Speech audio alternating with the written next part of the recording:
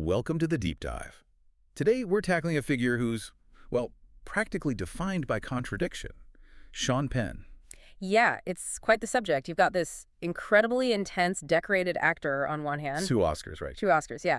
And then on the other, this deeply involved, sometimes really controversial global activist. Someone who seems just as comfortable on a film set as, I don't know, in a war zone or mediating some kind of international dispute. It's a lot. It is, and our sources cover pretty much everything. His whole career, really, from the mid-'70s up to, well, basically yesterday with his activism. So the mission today. The mission is to sift through it all, find the connections, How does the actor relate to the activist? How does that same intensity fuel both the acclaimed performances and, frankly, some of the personal turmoil and political controversies? We want to see how he built his career, how the lines blurred between his public persona, his private life, his legal issues. And his very direct involvement in some major global events, all while, just preventing the facts from the sources. We're not taking sides here. Exactly. So, for you listening, this is the shortcut to understanding this really unique, often baffling public figure. We'll trace it from his early days through the Hollywood highs and lows, the legal battles, right up to his current focus. Okay, let's dive in. Where does this intensity start? The early years. So, Sean Justin Penn, born 1960, Santa Monica. And his family background, it's pure Hollywood, isn't it? Oh, completely. You've got Leo Penn, his dad, an actor and director, and his mom, Eileen Ryan, also a respected actress. Right, and Nucci was her maiden name. Yeah, so he grew up surrounded by it, the craft, the industry. It was literally in the house. And the heritage is interesting, too. Mixed background. Father's side, Jewish. His grandparents immigrated from Lithuania, actually, Merkina. Okay. And his mother's side, Catholic, Irish and Italian roots. He wasn't raised religious. No, the sources say it was a secular upbringing out in Malibu. Malibu back then must have been quite the place. And he was already making films as a kid. Yeah, with his buddies, who just happened to be, Emilio Estevez, Charlie Sheen. Wow. So that whole group knew each other from way back, making short films together in junior high and high school. Exactly. Malibu Park Junior High, Santa Monica High. Imagine that little film crew. Probably pretty competitive, even then. That intensity likely started early. And his actual first screen appearance was unexpected. Yeah, very low-key. 1974, an uncredited extra. On Little House on the Prairie, of all things. No way. Yeah, his dad directed the episode, so a foot in the door, but literally in the background. But he moved on pretty quickly from that. Oh, yeah. By 1981, he's got his feature film debut in Taps, playing a military cadet. Serious stuff. And Broadway, too. Yeah. Same year, 1981, in a play called Heartland. But then came the role that, well, everyone remembers from that era. Jeff Spicoli. Fast Times at Ridgemont High, 1982. The ultimate surfer stoner dude. Totally iconic. And the sources actually credit his character with helping push the word dude into, mainstream conversation. Which is kind of amazing, but you get the sense he immediately wanted to distance himself from Spicoli. Oh, absolutely. His very next big role was a complete U-turn. Bad Boys, 1983. Playing Mick O'Brien, this really troubled kid. Exactly. And that's where the critics really started noticing him as a serious, dramatic actor. Got great reviews. It sort of set the template, Yeah. Intensity, focus, diving deep into troubled characters. He wasn't going to be just Spicoli. And that intensity, it wasn't just on screen, was it? It started showing up in his life choices, connecting his roles to real-world actions. Definitely. A prime example is The Falcon and the Snowman in 85. Where he played Andrew Dalton Lee, the real guy convicted of spying for the Soviets. Right. Lee got life, but was paroled much later in 98. Penn obviously had to research him, get into his head for the role. And then he did something pretty unconventional after Lee got out. Yeah, this is fascinating. He hired Lou as his personal assistant. Wow, why? Well, the sources suggest 2 main reasons. 1, sort of a thank you to Lee for letting him portray him. And 2, a genuine belief in rehabilitation. Lee had done his time, and Penn seemed to feel strongly about helping him reintegrate. It's this early sign of him using his influence, his platform, for something directly linked to a role, but with real-world consequences. Taking a stand, basically. Exactly. And that same conviction, maybe that same intensity, led him to step back from acting for a bit in the late 80s, early 90s. Why the break? Seems he was just dissatisfied with the industry, the roles maybe, the sources mentioned that, so he decided to focus on directing instead. Which led to his directing debut. The Indian Runner, 1991. based on a Bruce Springsteen song, Highway Patrolman. So he wasn't just dipping his toe in. He was serious about directing. Very. It established him as someone interested in telling raw, character-focused stories from behind the camera, too. Not just the leading man. So when he comes back to acting in the 90s, he comes back with a vengeance, right? This is where he really cements himself as a major force. Hashtag tag 2.1, establishing stardom and critical dominance, 1990s. Oh, absolutely. The 90s are arguably his peak in terms of just pure acting dominance and transformation. Like in Carlito's Way. Yeah, 1993, playing that sleazy, ambitious lawyer, David Kleinfeld. Total transformation, the hair, the voice, everything. Got a Golden Globe nomination for that one. Critics were raving about how he just embodied this corrupt character. But the big one, the one that really vaulted him into the top tier, was Dead Man Walking. 1995, playing Matthew Poncelet, the death row inmate. Racist, murderer, just a terrifyingly intense, quiet performance. His first Oscar nomination. Yes, and that's when Roger Ebert called him the most powerful actor of his generation. High praise. He really committed to these dark, difficult roles. Totally. He wasn't afraid of them, and he kept winning awards. Best actor at Cannes in 97 for She's So Lovely. Right, the romantic drama, showing some range there. Exactly. And then another Oscar nomination just 2 years later for Sweet and Lowdown. Woody Allen's film. Playing the fictional jazz guitarist Emmett Ray. Yeah, egotistical, kind of flawed character, another complex role, another nomination. He was just incredibly consistent. Moving between these really different characters, different styles. And all this time, he's still directing, too. He did The Crossing Guard in 95. And what was the critical take on his directing style? Generally focused on that same intensity, you know. Critics talked about a raw, searching style, a focus on brute emotional force, very much aligned with his acting. Hashtag tag 2.2, the Oscar years, and genre flexibility, 2000. Okay, so the 2000s, this is where the Academy Awards really start coming in. Kicked off with his third nomination for I Am Sam in 2001. Playing the father with a developmental disability. Right. But the first win came a couple of years later, 2003, Mystic River. Ah, yes. Playing Jimmy Markham, the father seeking revenge after his daughter's murder. Incredible performance. Just raw grief and rage. And that one swept the board. Oscar, Golden Globe, Critics' Choice. He's definitely on a roll. And showing flexibility too, right? Yeah. Wasn't 21 Grams around the same time? Same year, 2003. Totally different film, non-linear, psychological drama. Got a BAFTA nomination for that. He was really operating at his peak. And then came the second Oscar win for a role that felt different, more outwardly heroic in a way. Harvey Milk. In Milk, 2008. Playing the gay rights activist and politician. Yeah, a massive transformation again. But capturing Milk's optimism, his energy, his charisma, the reviews were phenomenal. People talked about him completely disappearing into the role. They did. Words like transmigration were used. Like, he inhabited Milk. It won him the second Best Actor Oscar plus the Screen Actors Guild Award. So he's playing this iconic, historically significant figure. And around the same time, his directing work is also getting major recognition. Absolutely. Into the Wild, 2007, the biographical survival story. About Christopher McCandless. Right. And that film was a huge critical success for him as a director. Got him a Directors Guild of America nomination, which is a big deal. So directing wasn't just a side project. It was a serious parallel career track. Definitely. He proved he could excel on both sides of the camera at the highest level. So as his career moves into, say, the last decade or so, we see him shifting gears again, moving into television. Yeah, which is interesting. A lot of big film actors started doing high-profile TV around then. He jumped in, too. Like with The First. Right, 2018. That Hulu series about the first manned mission to Mars, he played the lead astronaut, Tom Haggerty. And it's funny, even then, critics were still bringing up Spicoli, yeah. One review mentioned he was still game to be a goofball, that Spicoli was still in there somewhere. that shadow really follows him, doesn't it? Even in a serious sci-fi drama. Seems like it. Then he did another big TV role, requiring even more transformation, Gaslit, in 2022.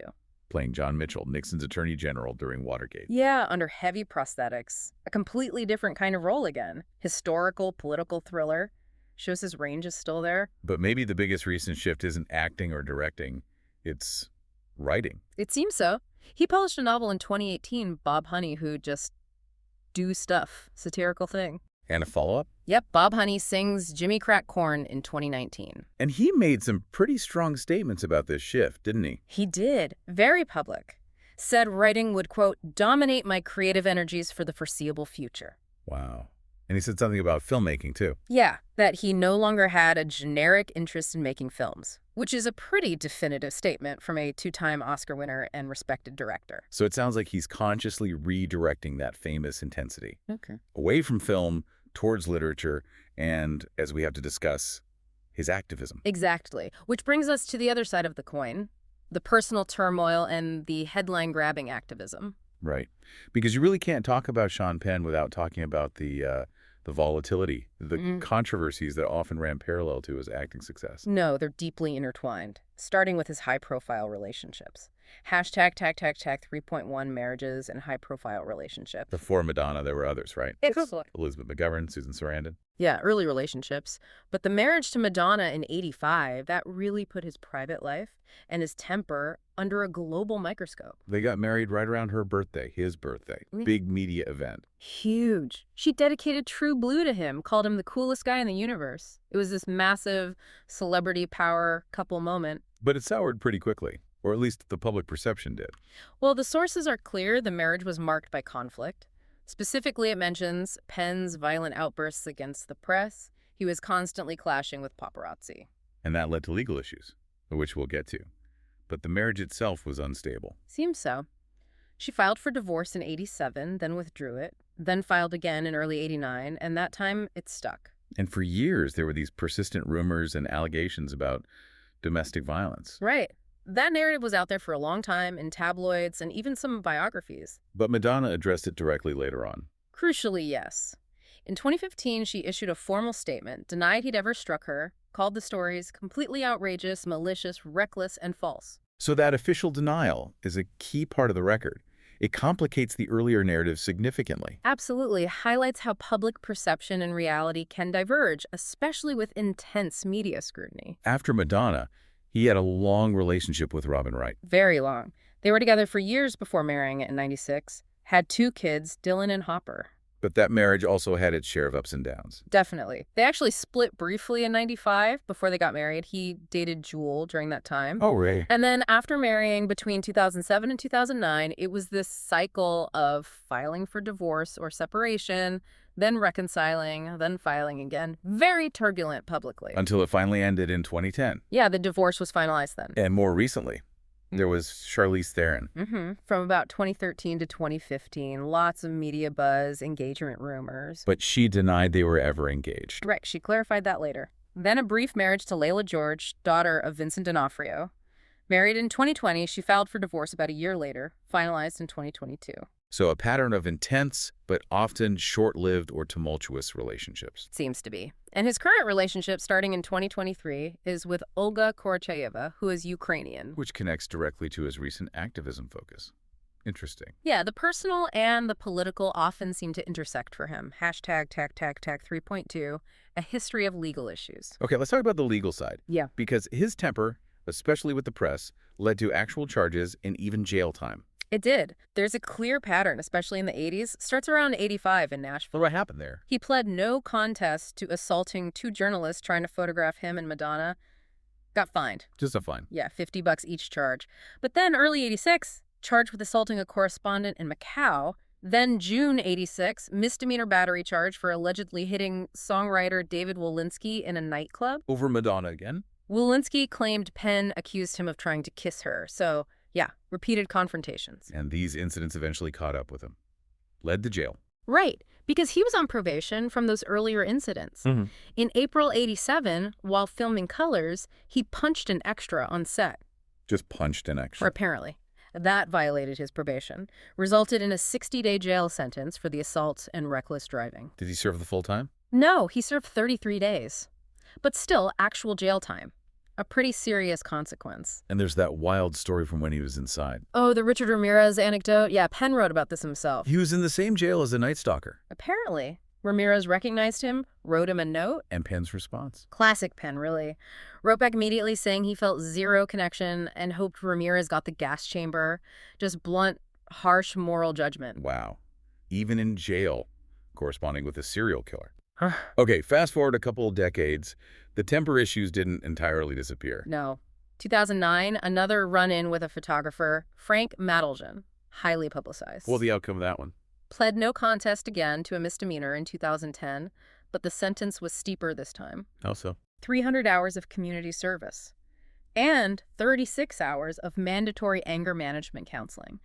The court was clearly trying to address the pattern. And then there's the Lee Daniels lawsuit in 2015. This seems different, more about reputation management. Exactly. Daniels made comments in an interview linking Penn to a rumored history of domestic violence while defending another actor, Terrence Howard. And Penn sued for defamation for $10 million.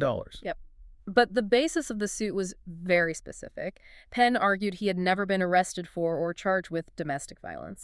So focusing on the legal record, not necessarily denying any and all past behavior. Precisely. It was a strategic legal move. And it worked, in a way. How so? The suit was dropped in 2016, but only after Daniels publicly apologized and retracted the statement.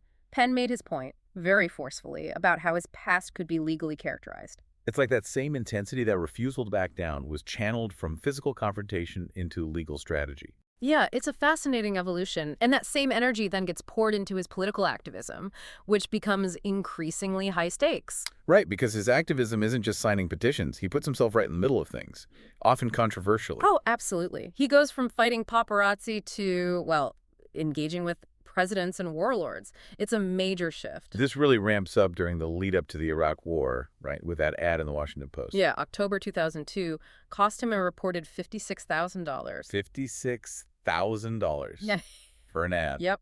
An open letter directly to President George W. Bush, urging him not to invade Iraq. What else did it say? It was pretty sharply critical, accused the administration of dismantling civil liberties, having this simplistic and inflammatory view of good and evil. Strong stuff. And he didn't just write letters. He went there. He did. Visited Iraq briefly in December 2002. Then in 2005, he went to Iran. As an actor? No, as a journalist. Okay. For the San Francisco Chronicle, attended a Friday prayer service at Tehran University. He was embedding himself. Of course, this kind of high-profile celebrity activism invites parody. Right. Team America, World Police, the 2004 film from the South Park guys. They really went after him. Oh, yeah.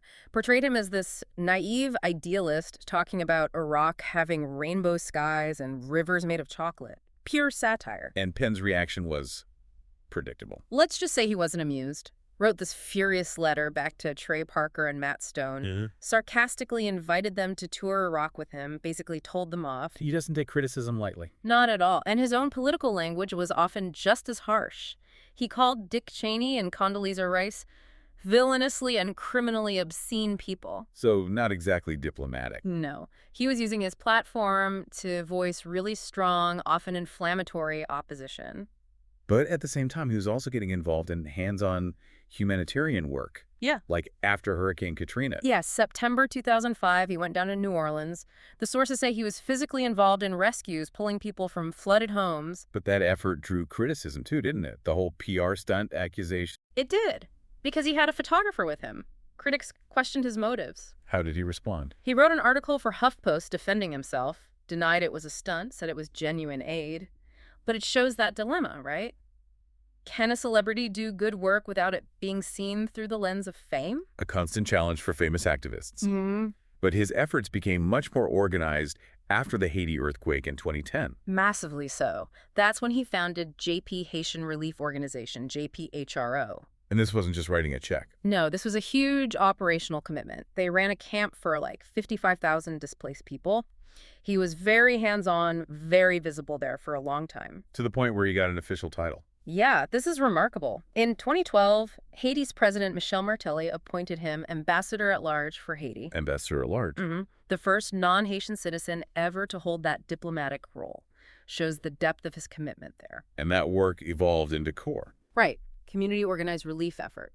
CORE expanded beyond Haiti. Became very active during the COVID pandemic in the U.S., setting up free testing sites. So significant logistical and humanitarian work. Right. But even CORE faced some controversy. It did, specifically around labor issues. What happened? In late 2021, the National Labor Relations Board, the NLRB, filed a complaint.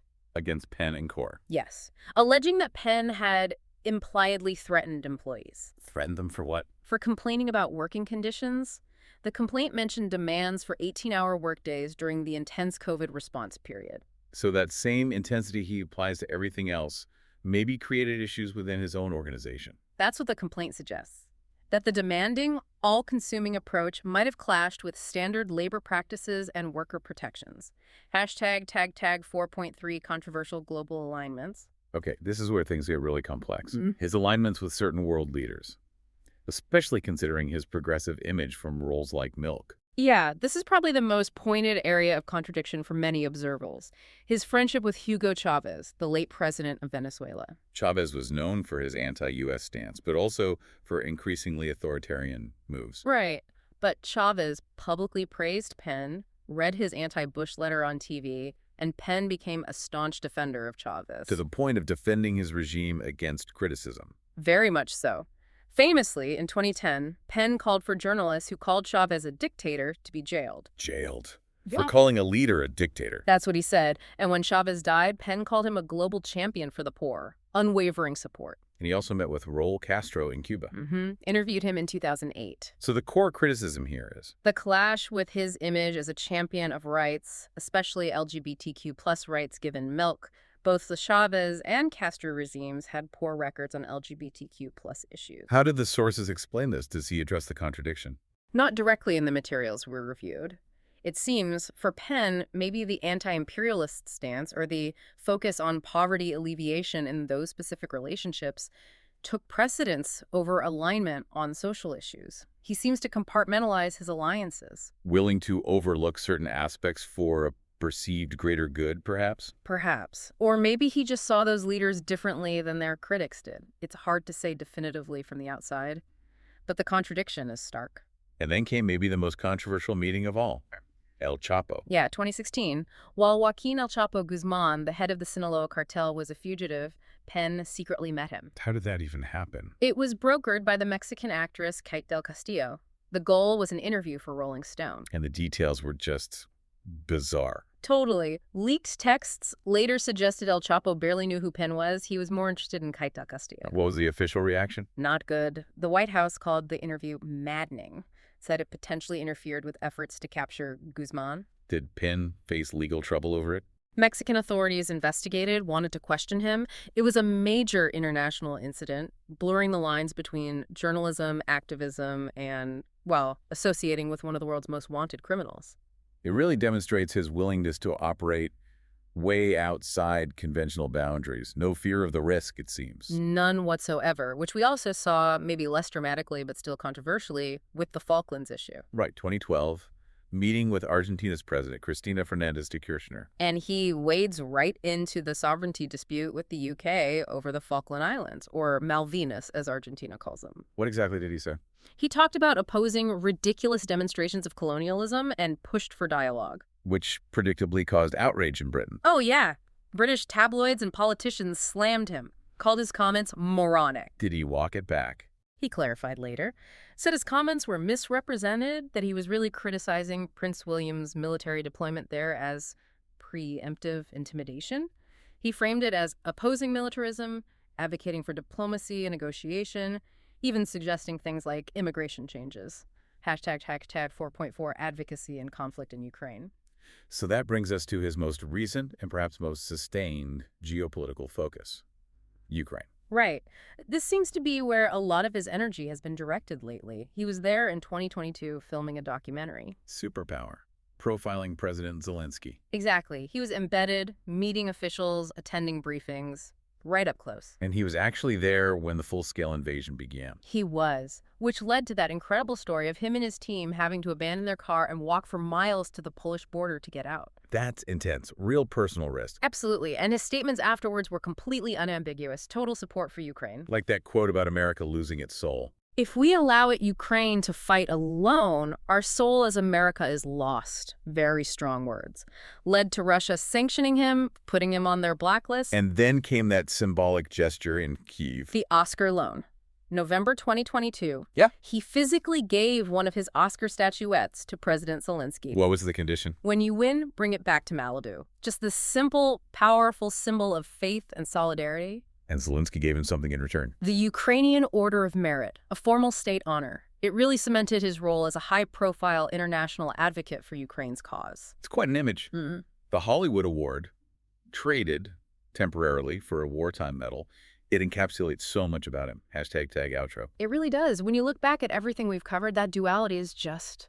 it's inescapable. You have this incredible actor capable of these deep, transformative, award-winning performances. Mystic River, Milk, Dead Man Walking. Intense commitment to the craft. But then you have the other Sean Penn, the activist. Volatile, yes, but also deeply engaged, willing to dive headfirst into incredibly complex, dangerous situations. Katrina rescues, building camps in Haiti, the Chavez friendship, the El Chapo meeting, walking out of Ukraine. It's the same intensity, applied in radically different arenas. Those leading to acclaim, sometimes to controversy, sometimes to legal trouble. Exactly.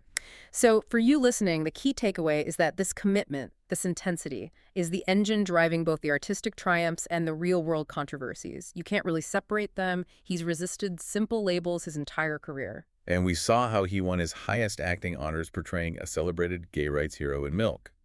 But then he strongly defended leaders like Chavez and Castro, whose governments had, documented anti-LGBT policies. That's the central paradox, isn't it? It really is. And it leaves us with a question to think about. In today's world, with constant scrutiny, can this kind of intense, sometimes contradictory celebrity activism function effectively in the gray areas of global politics? Or is it always going to be defined and maybe judged by its most glaring inconsistencies? Something to ponder.